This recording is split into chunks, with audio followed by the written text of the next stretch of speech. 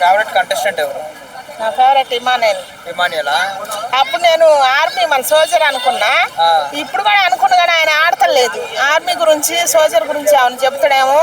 Army గురించి soldier గురించి చెప్తే చెప్పాలా? ఆట కూడా ఆడాలి కదా ఆయన, ఆట ఆడాలా ఆర్మీ కాబట్టి. ఆయన గేమ్ కూడా ఆయన చూపించాలి కాబట్టి ఆయన్నే కోరుకున్నా, ఆయనే గెలవాలని. ఇప్పుడు ఆయన గేమ్ ఆయన బాగా ఆడతలేదు చూపించలేదని మార్చుకున్నాను. ఇమానుయల్ వల్ల ఎంటర్టైన్మెంట్ ఎక్కువ అవుతుంది కాబట్టి ఇమానుయల్నే కోరుకుంటున్నాను. ఇమానుయల్, తనుజ, సుమన్ శెట్టి గారు, బర్నీ గారు బాగుంది. వాళ్ళ లవ్ ట్రాక్ ఎలా ఉంది? పవన్ డిమాండ్ పవన్ సర్వనాశనం అయిపోతుంది కదా రీతి లవ్ లో పడి. మరి నాగార్జున గారికి చెప్పండి, బయటకు పంపిస్తారేమో. బయటకు వస్తే ఆటోమేటిక్ ఆయనే మారిపోతాడులే. అంతే అంటారా? కలవదురా. తనుజ అందరి మీద అరుస్తుంది కదా, తనుజ మారిపోయిందంటే.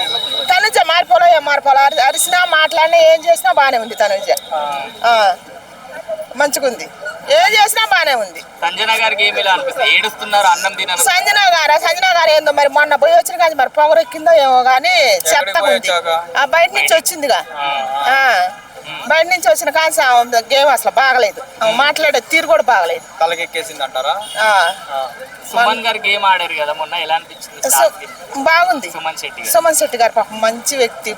ఆయన శాసన కాడికి ఆడుతుండు, ఆయన కూడా గేమ్ బాగానే ఆడుతుండు. సుమన్ శెట్టి చేస్తారంటున్నారు మరి. లేదు చేయరు. సుమన్ శెట్టి చివరి దాకా ఉంటాడు, మంచి వ్యక్తి కాబట్టి ఆయన చివరి దాకా ఉంటాడు. డిమాండ్ పవర్ గట్టిగా ఆడుతుండు. ఈ వీక్ ఎవరు ఎలిమినేట్ అవుతారు మరి?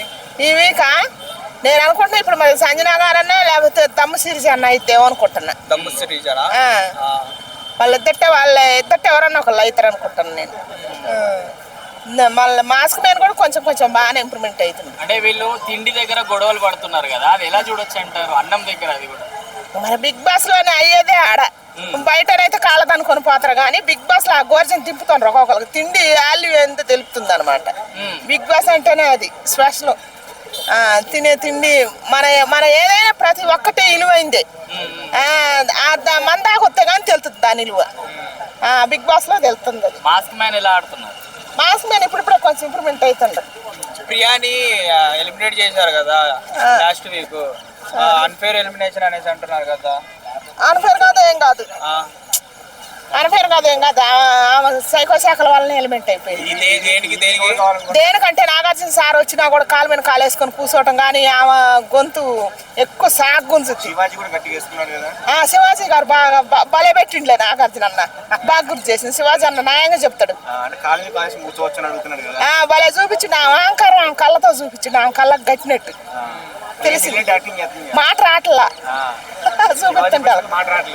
బయటకు వచ్చినా దిగిన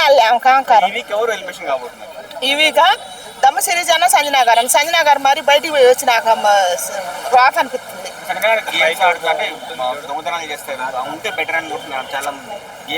లేదు వచ్చి నాకు బాగాలేదు. ఆమె ఎక్కువ చేస్తుంది, ఏడవటం, ప్రతి దానికి చిన్న విషయానికి కూడా పెద్ద చేయటం, ఎక్కువ మాట్లాడతాం. మన పాటలు పాడే ఆయన పేరు ఏదో ఉండే అబ్బాయి పేరు, ఆయన ఎక్కడి నుంచి వచ్చిన అని కీర్చిపరిచినట్టు మాట్లాడు. అన్నందుకు అన్నవుగా అయిపోయిందిగా. మరి ఇప్పుడు ఏమెందుకు జారింది? నిన్న ఏం కూడా జారిందిగా అనొచ్చుగా. మరి ఆయన కూడా అనొచ్చు కదా. అట్లా అనొద్దు. ఎక్కడి నుంచి వచ్చినా అంటే నువ్వు చదువుకుంటే నువ్వు సెలబ్రిటీ అయితే అంటవా నువ్వు? ప్రతి ఒక్క ఎక్కడి నుంచి వస్తేనే పైకి వచ్చేది. ముందు మనం వచ్చిన ప్లేస్ చూసుకోవాలి. పైకి బయట నుంచి లోపలికి వచ్చింది కదా, అదే ఆమె ధైర్యం. కళ్ళు ఎత్తుకొచ్చింది అది. రామరాత్రి బాగా ఆడిండు, నిన్న మంచిగా ఆడిండు రామరాత్రి. పోరా గారు, మరి సుమన్ శెట్టి గారు, అంటే ఎవరైతే మనం ఫస్ట్ వీక్ లోనే ఎలిమినేషన్ అయిపోతారు అనుకున్న ఫ్లోరా గానీ, సుమన్ గానీ, రామరాత్రి అందరూ మళ్ళీ గేమ్ ఆడి బాగా వస్తున్నారు. ఎట్లా చూడొచ్చు?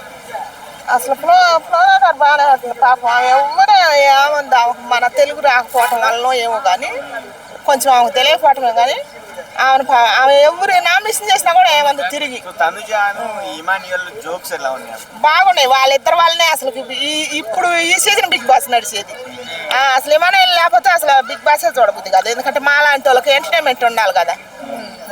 బాగుంటుంది. సో సంజన అన్నారు కదా, అమ్మాయిలు అయితే మాట్లాడతావు సపోర్ట్ చేస్తావా అని, ఆంటీలు అమ్మాయిని మమ్మల్ని సపోర్ట్ చేయమని చెప్పేసి అది తప్పు అన్నది, అది తప్పు. అట్ట అనకూడదు. ఏజ్ ప్రాబ్లం, నా ఏజ్ ప్రాబ్లమా అదే చెప్పట్లేమా. బయటికి పోయి లోపలికి వచ్చినా కళ్ళు నెత్తుకొచ్చినాయా.